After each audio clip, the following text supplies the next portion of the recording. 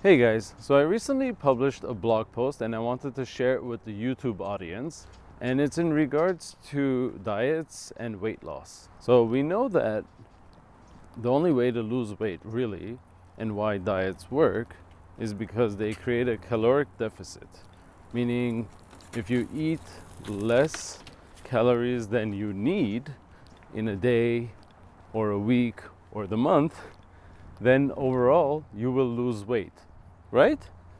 Well, the reason I mention this is because there's an infographic going around that just basically shows that the reason why any diet leads to weight loss is due to it creating a caloric deficit.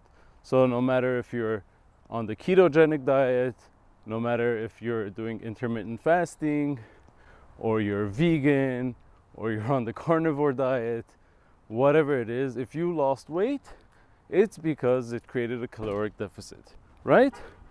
Sure, I have no issues with that whatsoever, but I wanted to share that it's a lot more complex than that, in that it's not just that you're eating less due to the foods you are restricting, but it goes much more deeper than that.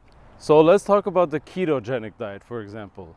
That's the very low carb diet, where you replace the carbs with fat and protein. So you end up cutting out breads, pasta, grains, cereals, all sorts of food, right? And then whenever we reintroduced carbs into our diet, many of us had this same experience, that it was very clear that the carbs would make us crave more carbs. So it was not good at reducing our appetite.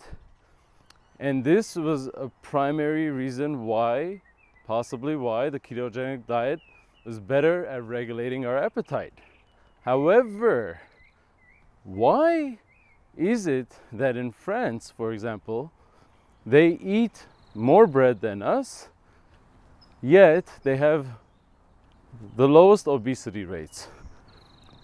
And that was a mystery that we didn't have an answer to, except I found out about this research that had been done that was negated and gone by the wayside.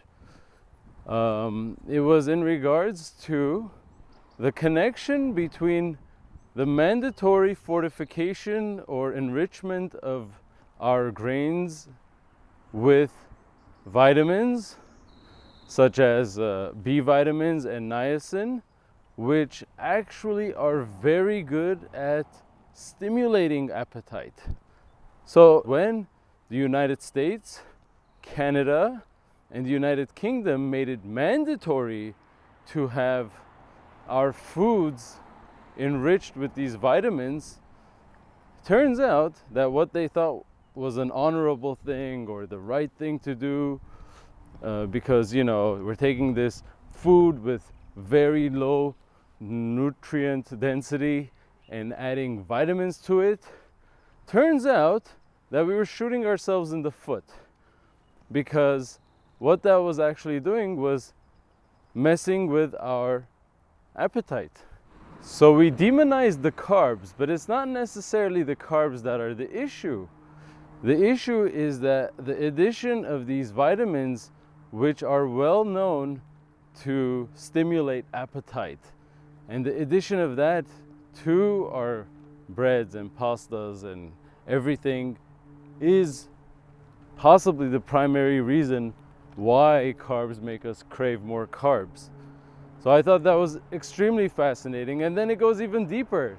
The whole reason why this was ever introduced into the law, into the political system, was due to the American Bakers Association knowing that whenever they added this baker's yeast, which contains B vitamins and stimulates appetite, they know that they would get more sales and more people would eat their stuff and buy more of their stuff. So they lobbied and had that pass in there. So there's a lot of interesting things that we are learning about. Nutrition is extremely complex, and I can't wait until we get a better picture of everything, because right now the puzzle is unsolved and slowly we are fitting the pieces in. So anyway, if this is interesting to you, check out the blog post that's in the description, and I will see you in the next video. Thanks for watching.